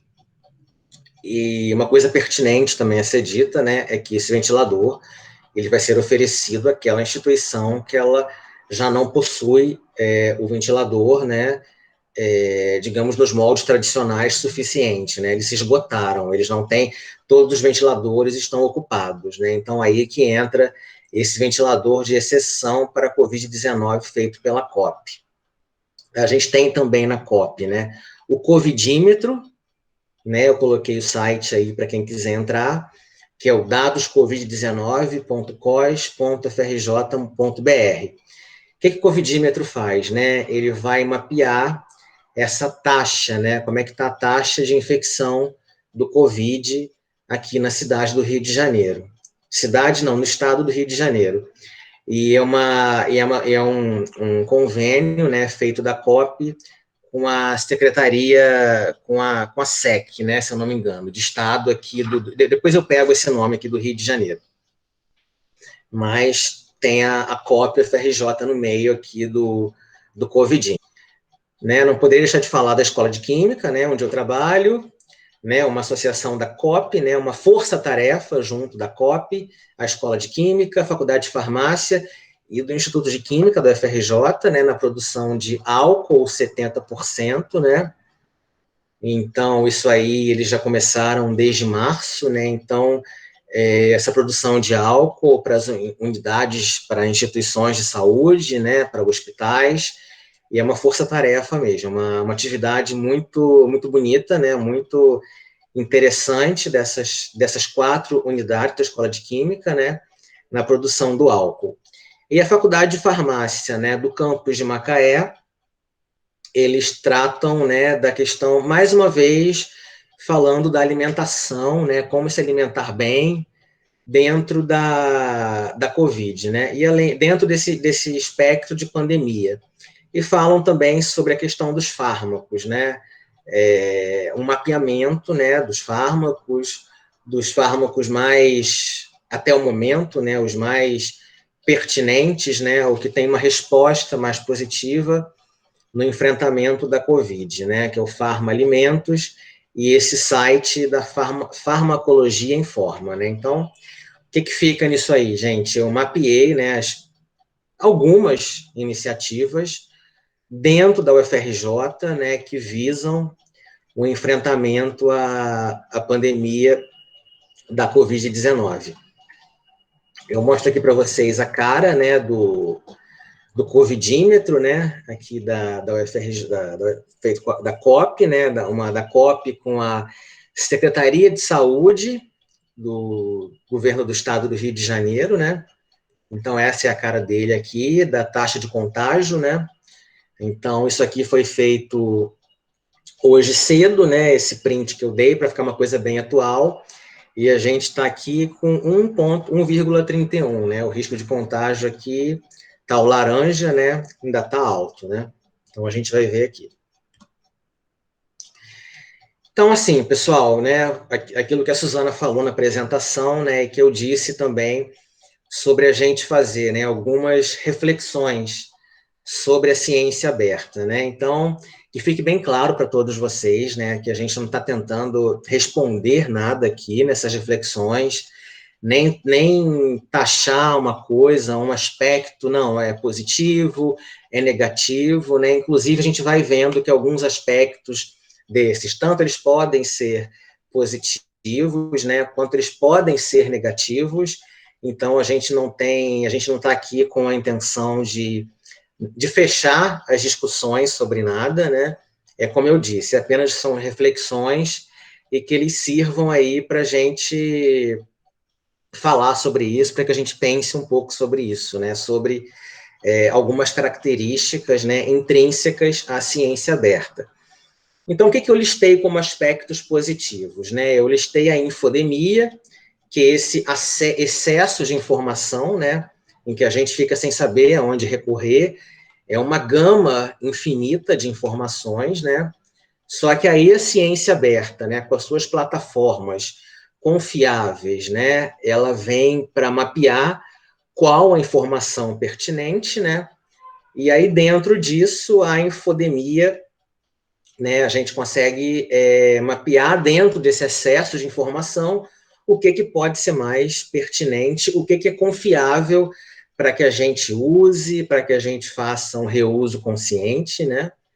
E a ciência aberta também, dentro das suas bases, né, confiáveis, a sua gama de bases, repositórios, diretórios, né, ela pode servir um pouco, né, para neutralizar as fake news, né, sendo que aquele pesquisador, né, o público em geral, ele iria naqueles sites, nas plataformas mais confiáveis, né, então a gente pode ver isso, né, só que foi aquilo que eu disse, né, eu coloquei ambas, a infodemia e as fake news, como aspectos positivos, né, porque a ciência aberta pode frear como é que se diz? Elas podem frear o lado negativo, tanto de uma quanto de outra.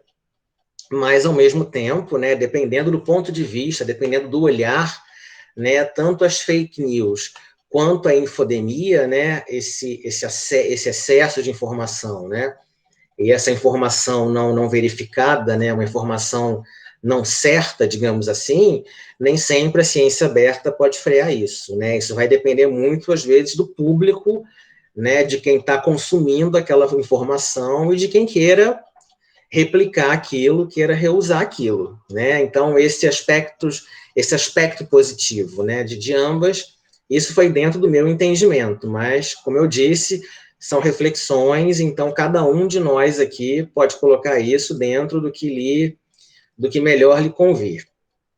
Né? E tudo isso, né, gente, como eu sempre falei durante toda a apresentação, né, sempre esse reuso da informação, esse compartilhamento, né, sempre feito dentro de uma ciência aberta responsável, em que a gente vai sempre fazer referência, né, à fonte em que a gente buscou aquela informação, né, que as pessoas tenham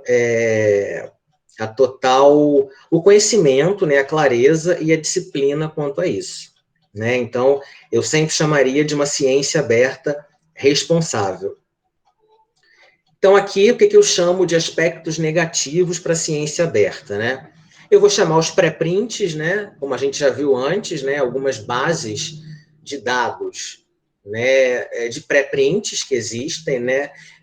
De acordo com essa emergência, mais uma vez, da Covid-19, né? O que faz com que algumas bases de acesso aberto tenham artigos, né? E outros documentos que ainda não passaram pela avaliação dos pares e nem pelo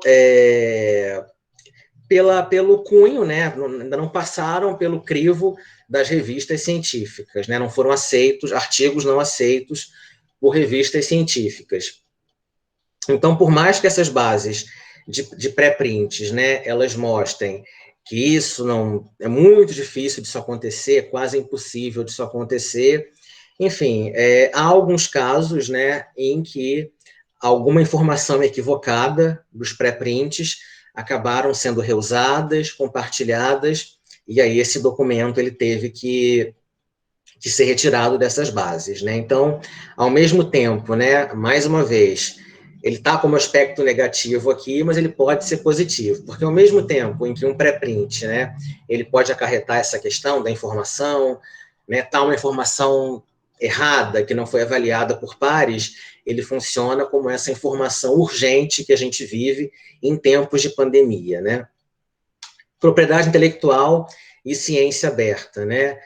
A propriedade intelectual, ela tem um ar, né, exclusivo, né? Um ar daquele documento, né, da propriedade daquele documento, né? Então, como é que a ciência aberta e a propriedade intelectual podem se cruzar nesse momento, né? A princípio, pode ser um aspecto negativo, né? A propriedade intelectual e a ciência aberta.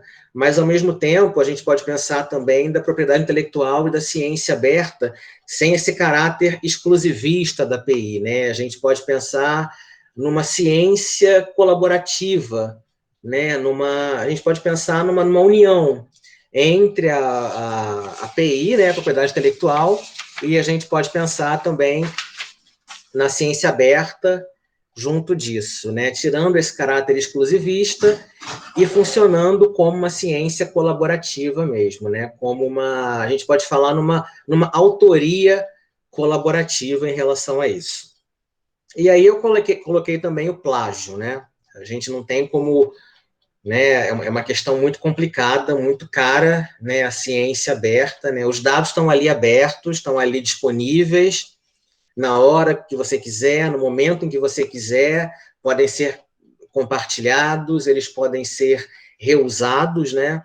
Então, não há muito esse controle do que pode ser usado, né, dessa nova interpretação e de um plágio sobre tudo isso, né? Então, né, ao meu modo de ver, eu colocaria o plágio como um grande gargalo dentro da ciência aberta, né? Uma situação bem complicada, não é de muito fácil mapeamento, né?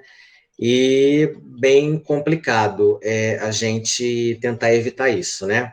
E voltando, né, à propriedade intelectual, a gente pode falar muito dos direitos, né, de propriedade intelectual, né? Que a gente pode ver, né? Que as legislações vigentes, elas buscam muito o equilíbrio, né, desses direitos, né, junto às novas ferramentas, né, as novas formas de publicações científicas, né? Então, é aquilo que a gente pode falar de mais uma vez, né, entra aí a autoria colaborativa, né? A ciência aberta e a propriedade intelectual caminhando juntas. Então, ao mesmo tempo em que pode ter essa barreira, pode ter esse compartilhamento, né? Essa colaboração que pode transformar a propriedade intelectual num aspecto positivo, né, em relação à ciência aberta. Então, como eu disse, são reflexões, né, e nem sempre o que é positivo será sempre positivo, e o que é negativo nem sempre será sempre negativo, será sempre um gargalo para a ciência aberta, né? Eu sempre digo que a gente pode transformar tudo em aspectos positivos se todas essas características, né, elas andarem de mãos dadas, né, e respeitarem esses prognósticos, né, essas premissas da ciência aberta, né, que elas bebam na fonte lá da Via Verde, da Via Dourada, das iniciativas, né, Declaração de Berlim, Declaração de Budapeste, né, para que a gente tenha essa ciência aberta responsável, que é isso que fica. Ciência aberta responsável e uma ciência aberta mais colaborativa também, né? Ainda mais nesse nosso momento em especial aqui. Então, pessoal, né, eu chego aqui algumas conclusões também, né, que esse trabalho, que essa live me permitiu, né, fazer, né, o que eu cheguei aqui são 7 conclusões, né, que a gente pode dizer assim, conclusões ou algumas reflexões finais, né? Porque, como eu disse, a gente não tem o intuito de fechar nada, de encerrar nada aqui, né? As reflexões continuam abertas, continuam aí disponíveis, né? Para serem reutilizadas, compartilhadas, né? Dentro sempre das premissas, né? Da ciência aberta sempre. Então, fica aqui, né? A importância de se mapear, né, dentro de uma base de ciência aberta, né, uma base de dados abertos, o que não foi bem sucedido durante a realização de uma determinada pesquisa científica, né? E aí, como eu falei isso bem no começo da apresentação, né? O que isso acarreta, né? Isso aí poupa um gasto de energia, né? Porque se esse pesquisador for ver o que não foi o que não foi bem sucedido, que não deu certo, ele não começa uma pesquisa em cima disso, né? Então, ele vai poupar energia, vai poupar o seu tempo, vai poupar dinheiro, entendeu? Então, eu acho muito importante mapear e tornar disponível, né? Tornar aberto, né? Tudo que não foi bem sucedido durante uma pesquisa, né? Porque o que a gente sempre coloca esse produto final da pesquisa, né? É isso que a gente vai achar nessas grandes bases, né? Esses grandes repositórios open access. Então, por que não, né? A gente não mapear o que não foi bem sucedido durante a realização de uma pesquisa, né? E quando o conteúdo, né? Sobre o conteúdo de uma pesquisa. Deixa eu te interromper só um minuto. Vê se você consegue finalizar mais rapidinho por causa do horário. Eu acho tá bom, já estou finalizando já estou finalizando. Tem quase 2 horas, tá? 1h40. Tá bom. Vou deixar aí mais rapidinho, para a gente poder discutir um pouquinho também, tá? Tá bom, tá perfeito. E aí o que a gente também viu, né, nessa questão do conteúdo das pesquisas, quando ele é preservado, os trabalhos futuros, né, mais uma vez entra aí um reuso, né, a ciência colaborativa, a ciência responsável. Os trabalhos futuros, eles aproveitam o que já foi feito e eles vão agregar, né, um novo valor às pesquisas. Eu até botei entre parênteses aqui um reuso de dados, né?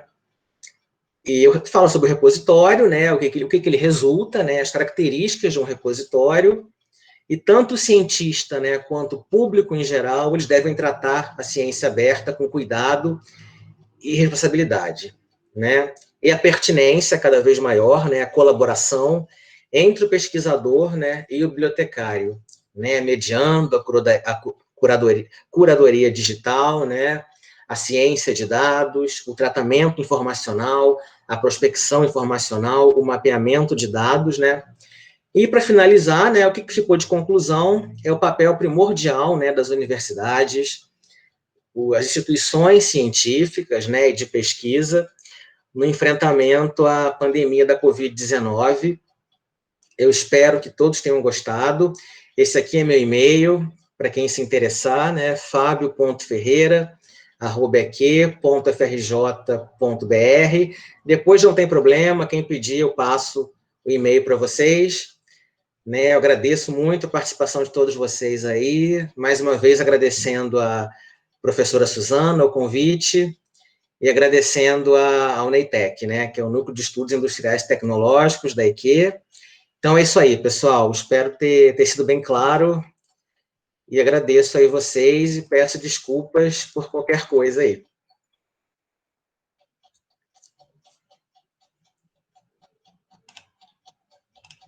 Foi, Suzana? Foi, parei aqui, tá?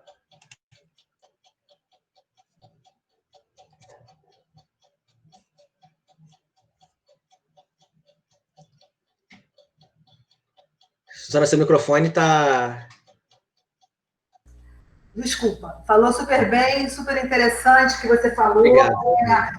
O que é importante a gente refletir, estão ouvindo agora? Agora estou. Se o pessoal quiser aparecer daqui a pouco o rostinho e depois quiser falar alguma coisa também, a gente libera o microfone, né? É só por causa da microfonia. Mas, assim, é interessante porque a gente quis trazer aqui, né, a questão da reflexão. A gente está num momento de muita reflexão. Né? Reflexão entre se a gente compartilha ou descompartilha. Até pouco tempo era a questão do Uber, né, dos aplicativos de carro. Houve uma pesquisa recente que mostrou que grande parte de uma população está pensando em voltar a ter um carro. Por quê? Porque está com problema da questão da biossegurança. Então, será que vai comprar um carro? Então, a questão do descompartilhamento, né? A questão dos novos modelos de trabalho também está se pensando, né? A questão das energias renováveis, que a gente estuda tanto na escola de química, né? Os dados mostram que a questão da poluição, né? Em março, por exemplo, tem um estudo que mostrou uma pesquisa que o Himalaia, depois de mais de 30 anos, ele foi possível ser visto de quem estava lá, né? Porque sempre foi coberto por fog, por poluição. Então, a poluição ambiental, por conta da pandemia, ou seja, diminuição da mobilidade urbana, né? A diminuição da produção industrial, ela diminuiu bastante, diminuição dos voos, né? Porque a questão do querosene, do biodiesel de aviação, do querosene de aviação polui muito, né? Os gases de efeito estufa. Isso diminuiu. Por outro lado, a gente observa numa live até do André Trigueiro, aquele famoso jornalista ambiental, né, eu sou fã, ele mostrou um vídeo do BBC News mostrando o quanto que está havendo descarte de máscaras, de máscaras face shield e produtos usados agora no combate à pandemia em todos os lugares do mundo. Então, a gente está pensando que a gente está poluindo menos, forçosamente, por conta da pandemia, mas também não estamos sabendo descartar. Né? Então, isso que você trouxe é mais uma reflexão, né, em relação à ciência aberta, à ciência não aberta. A ciência aberta não tem mais volta, né? Tem que ser aberta. Né? Você mostrou por N repositórios super bem simplificados, o Dimension e o GBank. né, que são repositórios bem profundos, né? E agora, tem a questão também da propriedade intelectual, né? O que está sendo depositado nesses repositórios vão ser utilizados, a questão da confiabilidade, né? Então, a gente está vivendo numa época de pandemia e de reflexões, né? Isso que eu contei no início da apresentação, antes de começar, muita gente entrou depois, eu só vou repetir, porque é uma questão interessante da ciência aberta que aconteceu comigo, só vou repetir rapidamente, né? Um artigo que eu e o professor Daniel Tinoco fizemos sobre, você comentou do artigo, né, sobre o mapeamento das principais tendências das vacinas, né, a velocidade das vacinas, da questão da terapia, e aí, antes, a própria revista falou, olha, a gente vai depositar aqui no repositório, a gente pode depositar no repositório da OMS, da Organização Mundial da Saúde, antes de publicar? Mas como assim? Né? Ah, não, porque eles estão pegando, a gente achou interessante o tema, independente da gente publicar ou não, vocês já vão ter um DOI, que aí vem a questão da segurança da publicação. Uma identificação, né, Suzana? Exatamente. E aí a gente vai botar lá, porque lá a gente quer avaliar tudo que está vindo. A gente não está, né, o que está vindo sobre, com certeza, cloroquina serve, não serve, ivermectina serve, não serve, mas eles estão estudando tudo. Né? Então, a gente está numa época de muitas reflexões interessantes. E aí a gente nunca conseguiu tanta informação quanto hoje, né, Suzana? E aí você trouxe um estudo muito sistematizado, né, do que está sendo mapeado, e aquilo que a gente falou, né, Fábio, não foi exaustivo. Né? Não. Nós exemplificamos algumas ações. Exatamente. O que é interessante é o seguinte, o repositório, ele permite, né, você fazer uma busca de maneira sistematizada, organizada da informação. E isso facilita muito o pesquisador. Né? E existe um desconhecimento muito grande por parte dos pesquisadores, por isso o meu motivo de trazer você aqui, né, de mostrar a importância desse tipo de sistematização. Entendeu? Quanto facilita. Né? Então, eu estou aqui assim, para te dar parabéns, tá? Obrigado, muito agradeço o seu convite. Essa foi mais uma live do NEITEC. O NEITEC é o Núcleo de Estudos Industriais e Tecnológicos, dentro da Escola de Química, da área de Gestão e Inovação Tecnológica, e que eu coordeno. Né? Então, eu fiquei muito feliz com a sua apresentação. Você está de parabéns. Muito obrigado, Suzana. E agora, pelo andar da hora, né, o pessoal já deve estar com fome para jantar. Eu queria saber se alguém quer falar alguma coisa, quer comentar. Eu permito, assim, abrir o microfone.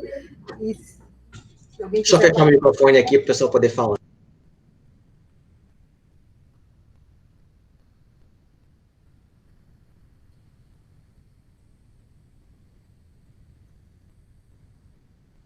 Bom, então, tem só aqui os parabéns para você, bastante pessoal gostou, então tá ótimo, acho que a gente passou um recado, né? A gente depois foi gravado essa apresentação sua, e a gente vai disponibilizar para os inscritos nessa apresentação, na live. Perfeito, agradeço a todos aí, a participação de todos aí, eu vi vários, estou vendo o Elcio aqui, Antonieta, estou vendo vários alunos que ficam na biblioteca lá. Queria agradecer o pessoal da biblioteca também, a Adriana, a Ingrid, estou vendo todo mundo aqui, a Marcele, que é bibliotecária do CCMN, outros amigos também. Muito, muito bom vocês aqui, a presença, e agradeço muito, muito o convite da Suzana, e é um assunto bem interessante, né? E foi gostoso de fazer, porque uma coisa vai levando a outra, né? E a gente vê o quanto que a ciência aberta tem o papel dela, né, nesses tempos de pandemia, ele é primordial, assim, realmente, e o quanto que o enfrentamento, né, de uma situação como essa que a gente vive, né, como que a ciência aberta, ela se mostra urgente, né, tanto que você vê isso que eu comentei, né, essa grande quantidade de repositórios de pré-prints, né, as pessoas estão fazendo isso bastante. Eu acho que o Daniel quer falar alguma coisa aqui, Suzana. Então fala, Daniel. Eu tenho que esperar. Antes de mais nada, eu quero parabenizar pela apresentação. Na verdade, eu só gostaria de fazer um comentário, né?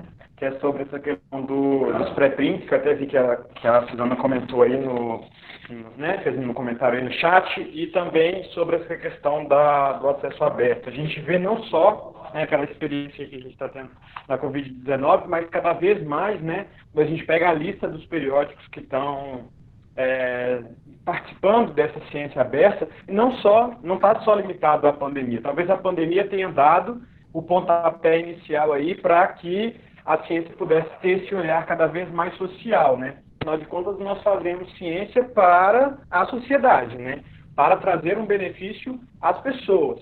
Então, nessa experiência que a gente está tendo, Suzana, eu pude verificar isso, que não se limita à Covid, Cada vez mais, como vocês colocaram, a ciência aberta, ela está sendo vista aí em todas as áreas do conhecimento. E toda essa sistematização que foi apresentada é muito interessante, porque independente da área que você atua, se é da área tecnológica, se é da área de saúde, nós precisamos desse conhecimento para poder também se inserir nessa nova realidade.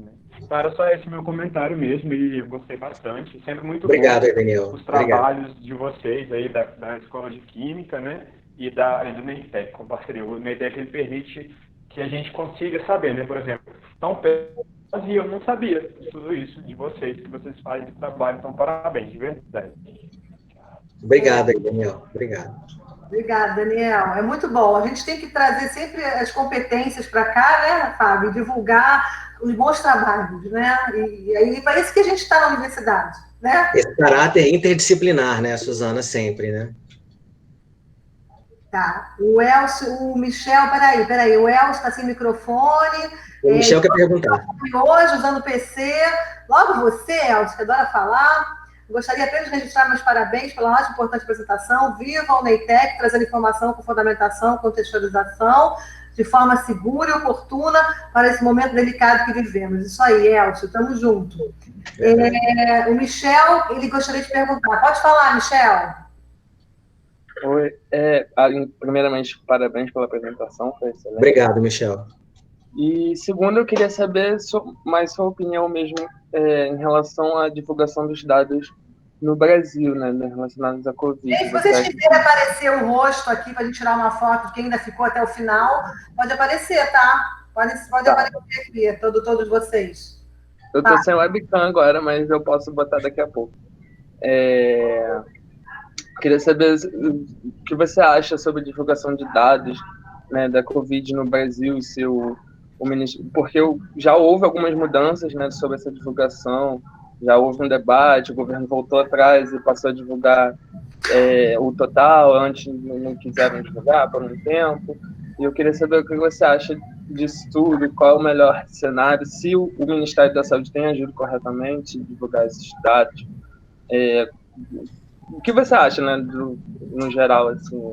Então, Michel, a meu ver, eles não têm agido corretamente, uma coisa que eu percebo muito é uma tentativa de esconder esses dados, Eu acho que a gente deve estar bem acima do que está sendo divulgado aí, Eu acho que a gente está com uma subnotificação muito grande, e tudo isso vai ao encontro, daquilo que eu disse antes da lei do acesso à informação, Então, você vê que só uma tentativa, isso foi em abril, final de abril, de tentar mudar algumas diretrizes, da lei de acesso à informação, para não divulgar algumas coisas, E a gente, em pleno cenário de pandemia, então, realmente, eu não acredito, eu acho que não está tendo transparência nenhuma, acho que o que menos está acontecendo ali os dados estão sendo abertos, não tem nada aberto ali, eu acho que a gente está com uma subnotificação bem complicada. Acho que eu respondi para você, é basicamente isso?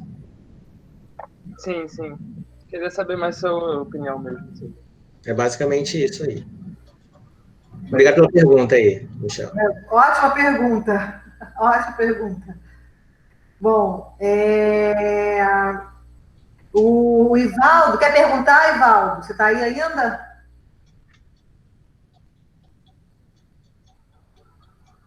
Então, eu vou perguntar dele. O Ivaldo falou o seguinte, parabéns pela apresentação, muito importante. Obrigado, Ivaldo. Está aí, Ivaldo? Queria apenas saber se as bases da Tô aqui sim. É isso? Oi? Não, eu queria só perguntar isso mesmo. Queria parabenizar o Fábio pela apresentação. Obrigado. Imagino.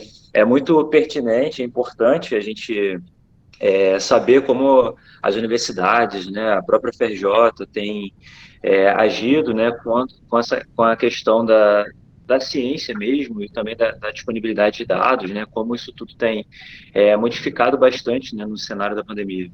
E eu queria só fazer uma pergunta no sentido da base Panteão mesmo, né, na FRJ, assim, como ela tem se modificado ou como ela tem se ajustado nesse contexto da pandemia para poder garantir acesso aos alunos, né, para os alunos e para os docentes e tudo, e a questão também dos materiais digitais, como os livros, né, os e-books e tudo. Como é que tem sido feita essa adaptação, essa mudança, ou se tem sido feito mesmo já desde antes da pandemia, como é que está esse cenário? Então, o que eu posso te falar em relação, eu estou sendo bem sincero com você, em relação ao Panteon, eu não tenho estado, né, inteirado sobre algumas mudanças que eles têm feito em relação à pandemia, não. Ele continua, né, é um repositório institucional, universitário, por si só, ele é de acesso aberto, né, as informações estão ali disponíveis para qualquer pessoa, né, todos os tipos de informação, mas eu não saberia te responder agora se há algum tipo se o Panteão está sendo alimentado, né, em relação a mais informações, né, com mais documentos relativos à Covid-19, né. E já em relação aos e-books, Evaldo, inclusive é interessante você falar isso, porque o CIB, né, a gente vai ter uma reunião agora, né, até com os catalogadores dos e-books, né, dos livros digitais, até por essa urgência, né, da pandemia, e, na verdade, as aulas remotas, né, que já é esse novo normal, né, então o CIB já está agitando isso aí, fora o que a gente já tem na base, né, as bibliotecas vão ter uma força-tarefa agora para catalogar esses documentos, esses livros eletrônicos, né. Entendi. Aquisição de livros eletrônicos. Entendi. Não, verdade. Mas em relação ao Panteão, posso te falar depois. Só no momento, realmente, eu não estou inteirado dessas modificações, né, em virtude da pandemia. Ele se tornar mais acessível ainda, né, mais aberto ainda. Verdade. Tá bom, tá ótimo. Obrigado, Fábio. Parabéns. Nada, que agradeço, Ivaldo. Um abraço aí. Ótimo, Ivaldo. Então tá, gente. Então, já que não tem mais uma pergunta específica, vocês já ficaram com o e-mail do Fábio, né? Ele fica na Escola de Química, né? Ele coordena lá. Fábio.ferreira@eq.frj.br. E aí foi muito bom nossa mensagem aqui, né? E que a gente continue trocando informações. Com certeza. Compartilhando de maneira aberta, né? E fazendo ciência. Exatamente. Uma ciência colaborativa responsável, né? Aquilo que eu usei durante a apresentação. E combatendo fake news, combatendo fake news, sempre. É o que a gente pode fazer, né? O resto a gente não consegue muito bom, mas o que a gente pode fazer... Como profissionais da informação, fazer isso sempre, né? É o que está nas nossas mãos, né? Isso aí. Então tá, gente. Então a gente vai encerrar aqui a live, tá? Boa noite a todos. Boa noite, Antonieta. Agora que eu vi a Antonieta aí, um abraço também. Obrigada pela presença de vocês. Eu que agradeço aí a todos vocês. Um grande abraço, então.